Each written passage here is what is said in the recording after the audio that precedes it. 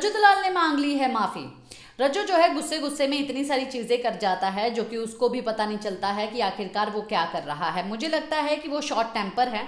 और short temper जो लोग रहते हैं वो काफ़ी सारे लोगों का नुकसान तो करते ही हैं, पर सबसे ज़्यादा नुकसान जो है वो अपना खुद का करते हैं। अब जो है रज्जू इतना ज़्यादा ओवर कॉन्फिडेंट हुआ है कि भाई मेरा तो कोई कुछ उखाड़ ही नहीं सकता। इतना सब चीज़ें करने के बाद भी जो है वो ओवर कॉन्फिडेंट है कि आखिरकार बिग बॉस मेरा कर ही क्या लेंगे, मेरा क्या ही पाड़ लेंगे।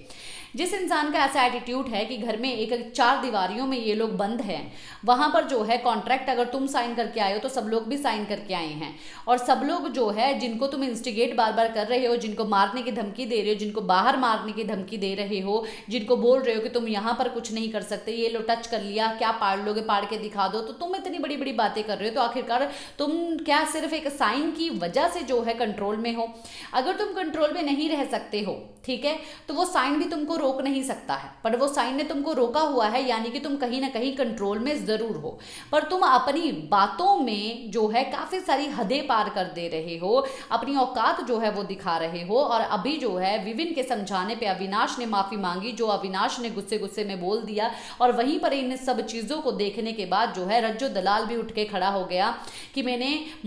माफी मांगता हूं। मैंने भी कैमरा के सामने जो है बहुत सारे लोगों को माफी, मैंने गाली जो भी मैंने दी है, भाइयों बहनों को, मेरी माता को, मेरे पिता को, जिनको भी वो गाली लगी है, मैं उनसे जो है तहे दिल से माफ़ी मांगता हूँ। हाँ भाई, मैं इतना सही इंसान नहीं हूँ, मेरा गुस्सा जो है कंट्रोल में नहीं रहता है। मैं साइन करके आया हूँ, सब लोग भी साइन करके आए हैं। अगर मेरे को बिग बॉस देख लेंगे, मैंने जो भी सब चीज़ें की है बिग बॉस दे लेंगे, मेरे को दंड जो भी देना है मैं उस दंड के लिए तैयार हूँ। अब ये सब चीज़ें करने के बाद भी ये इसको रिग्रेट नहीं है कि आखिरकार इसने क्या कांड किया है, पर ये अब अपनी ही ताओं में जो है वो चले जा रहा है कि भाई बिग बॉस मेरे को जो दंड देना होगा वो दे लेंगे। तेरे को तो एक्चुअली में बाहर निकाल के फेंकना चाहिए, तेरे जैसे लोगों को ऐसा ही करना चाहिए कि बाहर निकाल के, उनकी औकात ही इतनी होती है कि वो ऐसे शो में आने के लिए एक्चुअली में वैलिड ही नहीं होते, बट कभी कभार किस्मत थोड़ी चमक जाती है, इसीलिए ऐसे लोग जो है यहाँ तक पहुँच जाते हैं। और इस बंदे ने ये सब चीज़ें की ही इसलिए थी, कॉन्ट्रोवर्सीज क्रिएट की थी कि वो यहाँ तक पहुँच जाए,